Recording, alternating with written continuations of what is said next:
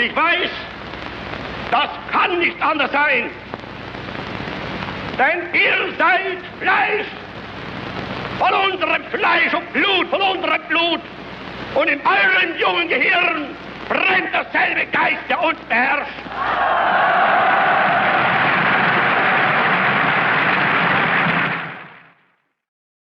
O maior organismo vivo do planeta não é uma baleia azul, nem uma sequoia milenar. É um fungo.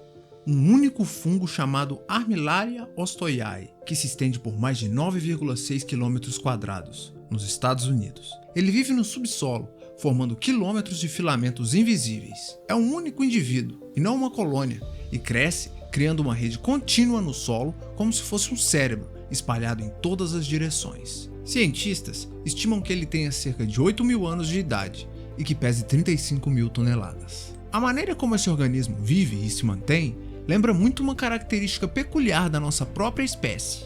Ele sobrevive porque é uma rede. E se uma rede mantém vivo um fungo de 8.000 anos, que tipo de rede mantém viva uma espécie como a nossa?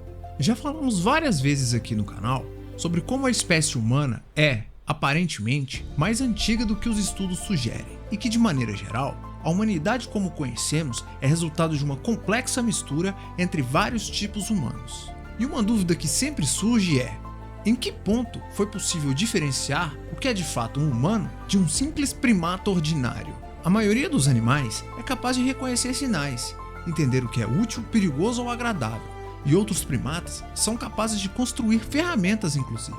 Mas isso é compreensão prática, significação instrumental baseada apenas em sobrevivência. Nós possuímos algo diferente. Transformamos eventos em memórias, objetos em símbolos e símbolos em mitos. Não estamos apenas vivendo o mundo, estamos interpretando ele. Nós, humanos, somos a única espécie que não consegue simplesmente existir. Nós precisamos significar. Criamos histórias para entender o mundo e ainda mais histórias para entender nós mesmos, pois não suportamos a ideia de vazio de sentido. Se algo não tem significado, nós o criamos. Assim, atribuindo sentido às coisas, tentamos incessantemente dar sentido à vida e a nós mesmos. E é nesse ponto que o primata ordinário, que produzia ferramentas, destoou dos seus primos. Quando as ideias sobre propósito da existência, destino, se tornaram um vínculo no bando mais forte que o próprio sangue.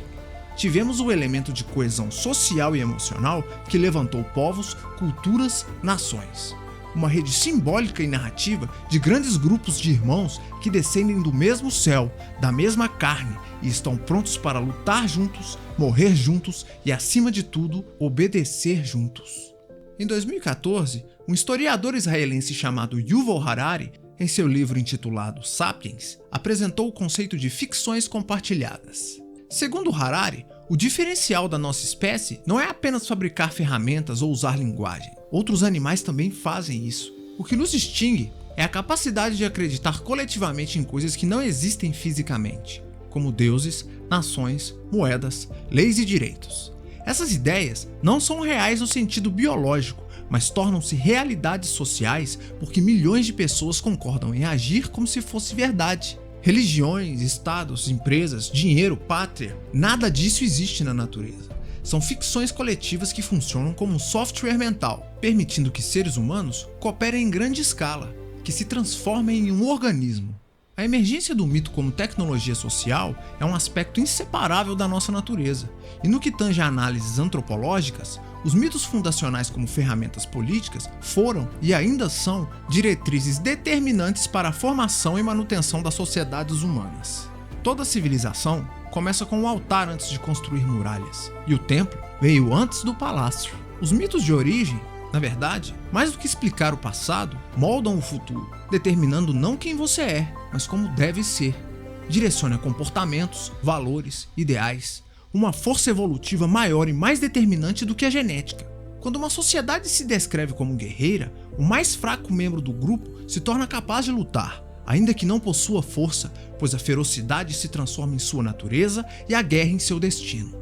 Se uma sociedade se vê escolhida por deuses, assume um destino especial, seu comportamento se torna especial, para ser digno e honrar os deuses. As culturas mais proeminentes da nossa trajetória no planeta mostram que a criação de vínculos sociais fortes através de mitos fundacionais revela um certo padrão comportamental muito único na natureza, que é o traço mais separável dos outros animais que temos, algo que é genuinamente humano. A Grécia é talvez o exemplo mais claro disso. Embora os gregos fossem fragmentados em cidades-estado independentes e rivais, a Guerra de Troia servia como uma memória mítica comum. Todos descendiam dos heróis aqueus. A Ilíada não é apenas um poema sobre honra e guerra, é a certidão de nascimento da Grécia como conhecemos. Esparta, Atenas, Tebas, todas tinham um passado comum, os heróis que lutaram em Troia. Virtude, coragem, honra, glória e excelência, palavras que para nós são apenas abstrações, para eles eram obrigações herdadas. Aquiles, Heitor e até Ulisses não eram apenas homens, eram os espelhos dos quais cada grego deveria ser digno. A excelência, chamada por eles arete, significava ser melhor em tudo, na força, na inteligência, na coragem, no discurso. Esse ideal moldou toda a educação grega, culminando num verdadeiro tributo à excelência que foi a filosofia grega. Porque para eles, viver bem não era viver confortável, era viver de maneira excelente. Os romanos compreenderam o poder do mito tão bem quanto os gregos, mas enquanto os gregos exaltaram a glória individual, Roma construiu sua identidade sob os pilares cristalizados na Eneida, escrita por Virgílio a mando de Augusto. Na Eneida, os deuses revelam a Enéas que a destruição de Troia é a vontade dos deuses e que seu destino não é morrer como um herói, mas viver como um fundador. Seu papel não era vingar Troia, mas recriá-la de maneira melhorada, o que futuramente será Roma. Ele foge de maneira emblemática, carregando o pai nos ombros e guiando o filho pela mão, representando o conceito de mos maiorum, o respeito à linhagem e à tradição como lei. Não para viver, mas para preservar o passado e garantir o futuro. Ele não é guiado pela glória, mas pela obrigação. Na pietà romana, o dever está acima do desejo. O verdadeiro herói romano não é o que quer, é o que cumpre. Mais tarde, ao ser acolhido em Cartago, Enéas vive um romance com a rainha Dido, mas é repreendido por Mercúrio, que o lembra que seu destino não era amar, nem repousar, mas fundar Roma. Enéas, mesmo relutante, abandona seu amor em sacrifício. Italiam non sponte sequor. Não busca a Itália por vontade própria. O herói romano não é aquele que segue seu coração, é o que obedece seu destino. A grandeza vem do que se entrega, não do que se recebe. Mesmo dilacerado por dentro, Enéas obedece em silêncio e segue com atitude persistente diante do seu dever. Na constância, a firmeza deve estar acima da paixão e a força não está no ímpeto, mas na continuidade. Esses pilares mostram que a grandeza de Roma não veio das armas, veio da convicção de que morrer por Roma era viver para sempre em sua memória. Roma não dominou o mundo porque era forte, mas porque esse era o seu destino e o seu dever. E a cada legionário caído se perpetuava a continuação da missão sagrada de Enéas. E esse é o ponto crucial. O mito não descreve a realidade, ele a produz. A Divina Comédia de Dante Alighieri teve um papel parecido na formação da Itália. Na época, a península era apenas um mosaico de cidades fragmentadas em reinos, ducados e repúblicas independentes sem qualquer sentimento de unidade. Cada território falava seu próprio dialeto, que eram variações do latim usado na administração, mas já não era a língua do povo. Ao escrever a obra em língua toscana em vez do latim, Dante criou um elemento de unificação espiritual e cultural que fez com que os habitantes da região se reconhecessem novamente como um só, criando os pilares de uma nação política para o surgimento do Estado italiano que veio séculos depois. Outro exemplo extremamente marcante é o de Israel. Ao longo da história, o povo judeu foi inúmeras vezes invadido e dispersado pelos egípcios, assírios, babilônios, romanos e mais tarde por toda a Europa. Perderam a terra, a língua e o templo, mas a narrativa os manteve vivos como comunidade. A crença de serem o povo escolhido, herdeiros de uma aliança direta com o próprio Deus, serviu de porto seguro para a nação que não era geográfica, mas simbólica. E a convicção ancestral permitiu que a promessa do Estado de Israel, que durante séculos existiu apenas como memória e destino, se transformasse em um país real. Essa coesão identitária dentro de uma estrutura simbólica foi uma ferramenta poderosíssima que o Império Romano, mais uma vez, não deixaria passar. Roma já conhecia e aplicava o poder das ideias como fato gerador de poder. Isso se consubstanciava em sua arquitetura, monumentos e eventos públicos. As moedas estampavam os rostos dos imperadores com slogans sobre a eterna, invencível e generosa Roma.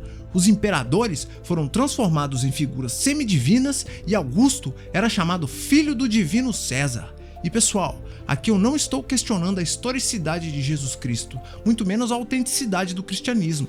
Só quero evidenciar que a adesão do Império Romano ao cristianismo não ocorreu por nenhuma iluminação espiritual, mas por estratégia política. A transição do paganismo para o cristianismo em Roma vem como uma aliança não mais entre uma tribo e Deus, como acontece no judaísmo, mas entre a humanidade inteira, transformando a religião num verdadeiro cimento político entre os povos culturalmente divergentes que foram conquistados. A cruz virou um novo estandarte do império, que marchava sob os desígnios do novo César espiritual, Jesus Cristo. Curiosamente, o marco simbólico do nascimento de Cristo coincide com o auge do Império de Augusto, o Filho do Divino. Talvez não por acaso, o cristianismo herdaria mais tarde o mesmo papel unificador, mas no plano espiritual. De qualquer forma, a resistência cultural dos judeus continuou impressionando seus algozes muitos séculos depois. Na Alemanha nazista, assistimos a um dos exemplos mais trágicos de manipulação mítica da história. Líderes nacionalistas fabricaram uma pseudo-religião estatal a partir de fragmentos distorcidos de mitos germânicos. Apropriaram-se de sagas heróicas, reinterpretaram registros romanos e transformaram o antigo conceito espiritual de povo eleito em uma noção biológica de raça eleita, criando uma versão piorada do mito romano, onde o povo germânico puro, branco e nórdico estava destinado a dominar os demais. O impacto desse mito foi tão profundo que, a despeito dos horrores do Holocausto, ainda hoje, mesmo com a abundância de evidências científicas e antropológicas, há pessoas defendendo absurdos como raça pura e superioridade genética. O mais irônico é que o conceito moderno de raça sequer existia há poucos milênios atrás. As sociedades antigas se definiam por língua, cultura e território, não pela cor da pele. Além disso, sabemos com segurança que todo ser humano vivo hoje descende de ancestrais de pele escura, pois essa era a condição original da nossa espécie no processo evolutivo. Não existem diferentes raças humanas, muito menos pureza racial. A história real da humanidade é feita de migração, mistura, dominação, resistência e adaptação. Ignorá-la é escolher deliberadamente uma fantasia que tem como único fundamento encontrar nas diferenças alheias uma justificativa para os próprios limites. Ainda hoje, os mitos seguem sendo usados como ferramentas de manipulação das massas, ora sob o disfarce de um cientificismo forjado que cria histerias coletivas, ora na forma de uma religião civil estatista que transforma a obediência em virtude e a servidão em ideal, ou ainda em um conservadorismo hipócrita que busca uma planificação cultural sustentada por ideais impossíveis de se alcançar na sociedade moderna. Se o fungo governa a floresta com raízes, a humanidade governa o mundo com histórias, e esse talvez seja nosso instinto mais antigo e perigoso, pois se uma grande civilização nasce de uma crença, também pode morrer por ela. O desafio não é viver sem mitos, mas criar aqueles que nos tornem mais conscientes da nossa própria natureza e não escravos dela, direcionando isso para uma sociedade livre e solidária. Aquilo em que acreditamos e a maneira como nos enxergamos definem os nossos limites. Essa é uma verdade individual, mas coletivamente torna-se ainda mais profunda. É uma força que tanto pode nos conduzir à glória de uma vida cheia de conquistas, quanto ao autoextermínio, mas que nos protege da maior miséria que pode se abater sobre um ser humano, que é a miséria de uma vida vazia de sentido. Vivemos em meio a uma guerra de narrativas que disputam o controle da nossa percepção, substituindo velhas correntes por novas formas de escravidão.